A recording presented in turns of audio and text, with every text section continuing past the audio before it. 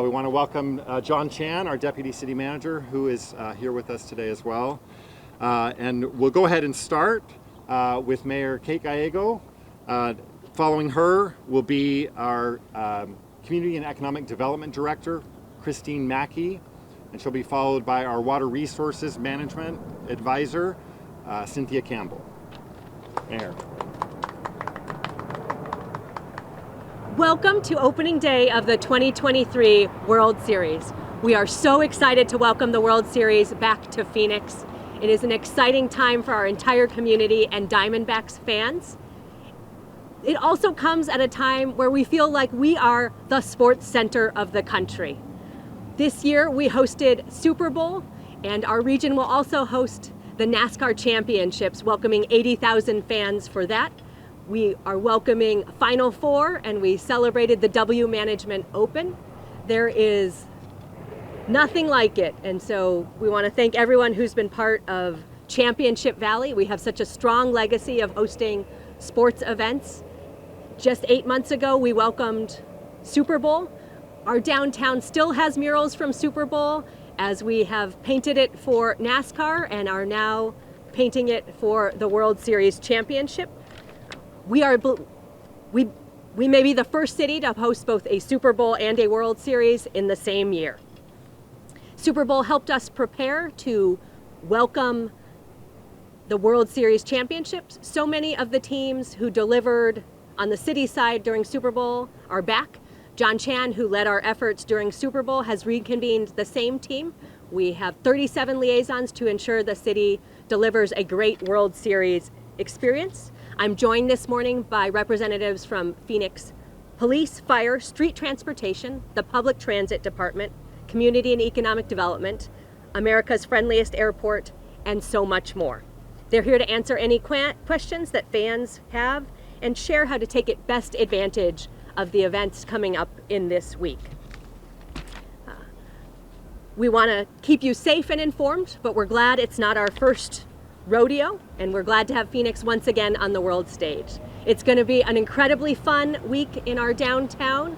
We would encourage people to take the light rail system to come into our downtown. On Halloween, we will have World Series, Phoenix Suns, a sold-out concert, a major convention, and so much more. I'm going to make a bold mayoral prediction. Halloween will be the most photogenic day of the week, with great costumes as we celebrate the Diamondbacks and their incredible baseball success. I am very much looking forward to the Diamondbacks delivering. I have a bet with Mayor Ross of Arlington, Texas, the Rangers' home mayor. He will be sending me Hurtado barbecue when the Diamondbacks deliver, and he'll also be wearing the Diamondbacks jersey at one of his council meetings. He's a huge fan of pizza. It's his favorite food, so I have wagered Pizzeria Bianco on our side. Phoenix is proud to be home to the world's best pizza, and so we wanted a chance to promote our amazing pizza on a world stage, but we're confident that the Hurtado barbecue will be coming our way. If you've heard of Hurtado barbecue, it apparently was the fan favorite during the 2021 Bubble World Series, where all the sports reporters were raving about it. So we're looking forward to digging in at City Hall, and want to thank Mayor Ross for participating in that great bet.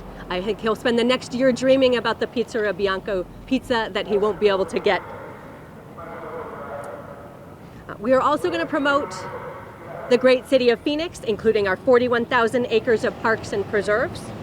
We will celebrate with festivities in our downtown and encourage people to take in our rich cultural assets, including our amazing museums while they're here. It will also be the first World Series where you can open up your Uber app and take a driverless Waymo to the game. We're home to the largest autonomous vehicle zone in the world.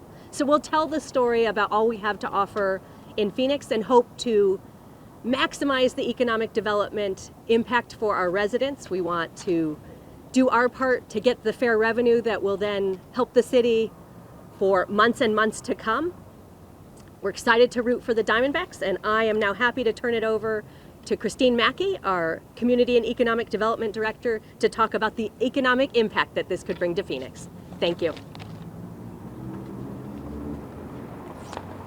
Thank you, Mayor. As Mayor said, I'm Chris Mackey. I'm the Director of Community and Economic Development for the City of Phoenix. And as I think about this game, one of the things that gets me most excited is the D-backs were homegrown right here in Phoenix. It isn't a team that we bought.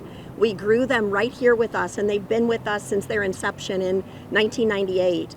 And when we think back to 2000 and all the difference that's happened in downtown Phoenix since the Diamondbacks were born here, you think about the fact that we've created more than 12,000 high-density residential units here in downtown Phoenix. We have 15,000 students who are here. The downtown population has more than tripled. In 2000, we had less than 100 bars and restaurants here in downtown Phoenix. Today, we're over 230.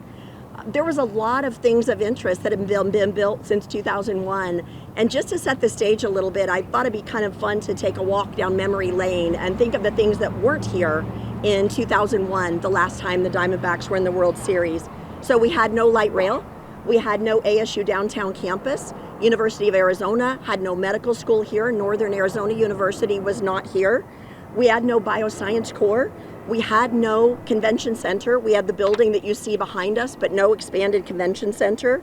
We had no biosciences high school. The Sheridan downtown Phoenix didn't exist.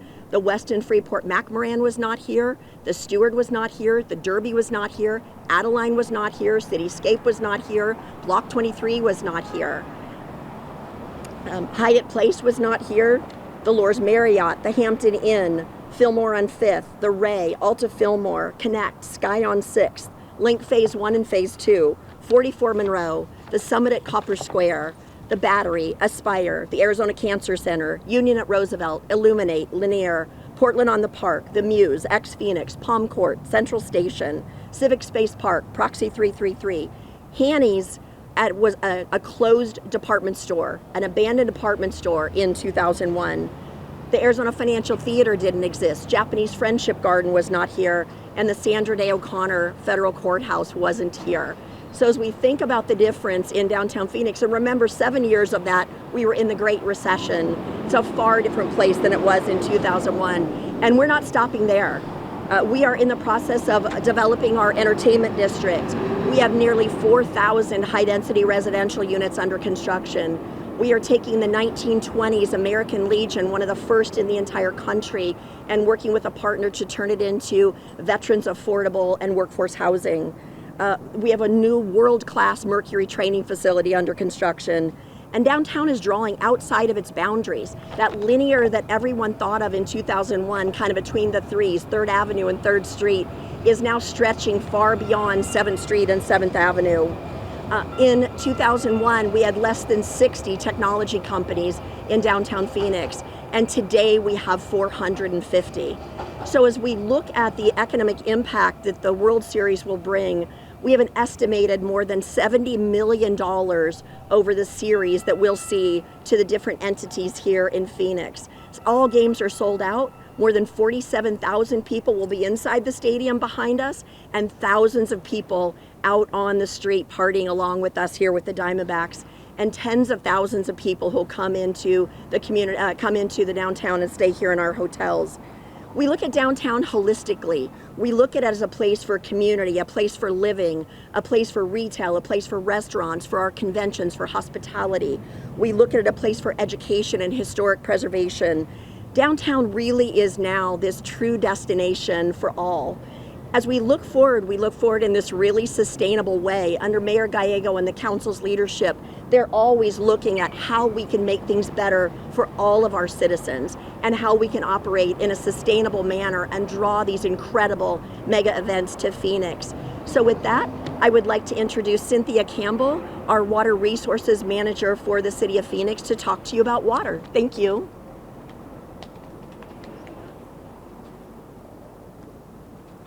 Good morning, and congratulations to our Diamondbacks.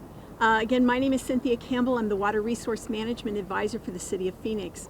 Whether you've lived in Phoenix all your life or you're just visiting the desert for the World Series, you can appreciate that water is one of our most precious resources.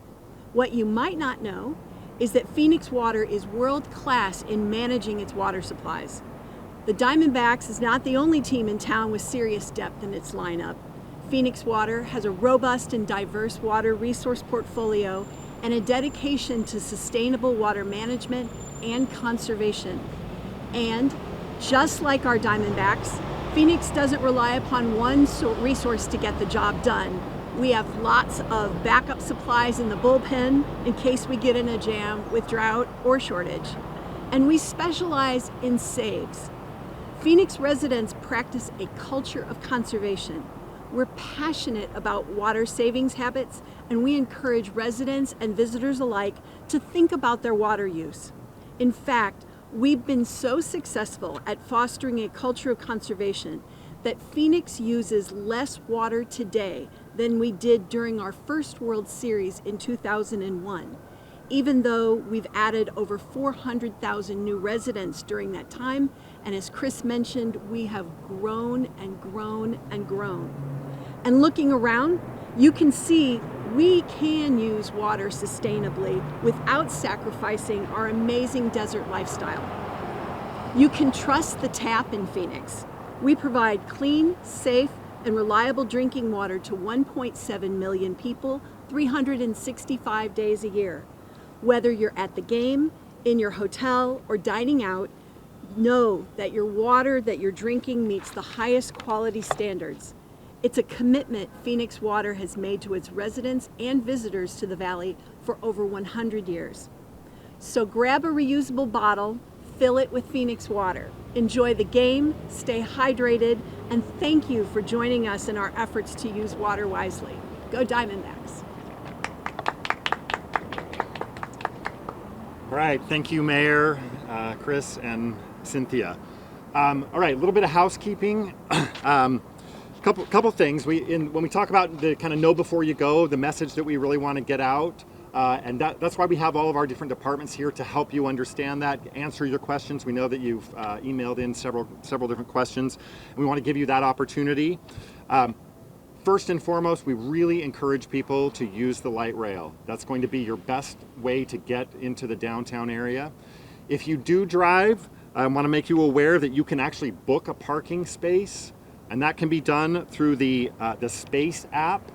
So it's space.aceparking.com is a site that people can use, and they can book in advance, know exactly where they're going to park, have their spot saved, pay for in advance, and come and park and have a better experience.